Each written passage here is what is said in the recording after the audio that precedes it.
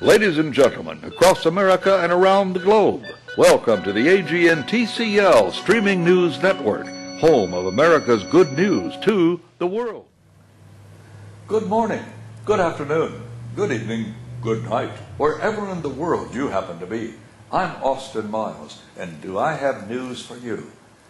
You can have a tremendous impact on people, even if you don't have a good job, if you don't have nice clothes, if you live in a bad neighborhood.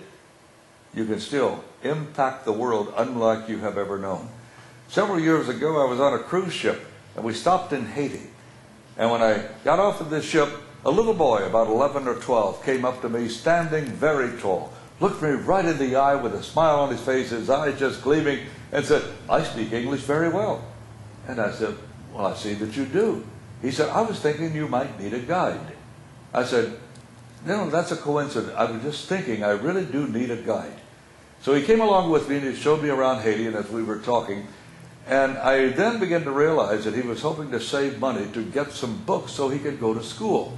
And the one book he was saving up for was a book of French grammar, which he didn't have. So naturally we got through with the tour. I said, "Let's go to a bookstore." We went to the bookstore, and I found a book of French grammar. The book was 75 cents. But remember, most people there made $3 a year. That's all they had. So it's a very poverty nation. But you know what? I got in the book, and while I was getting the book, a man came up and he said, "This boy is my student. I'm in the school.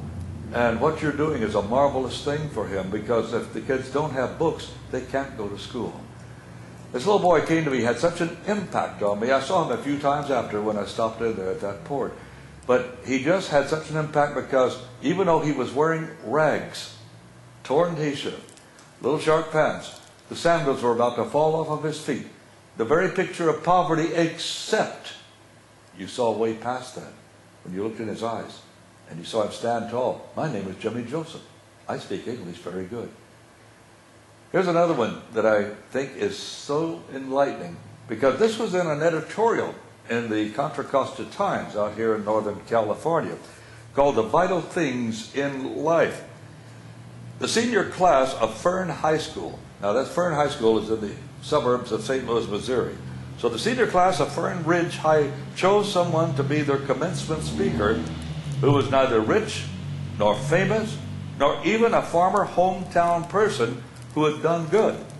They chose the speaker because he was a good person, honest, respectable, positive, hardworking, and always friendly to them.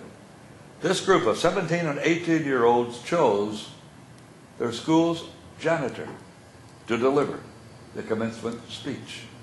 Not only did the act show the young adults to be mature beyond their years, but it showed that a life lived virtuously can be rewarding no matter what position that you have. You can impact people.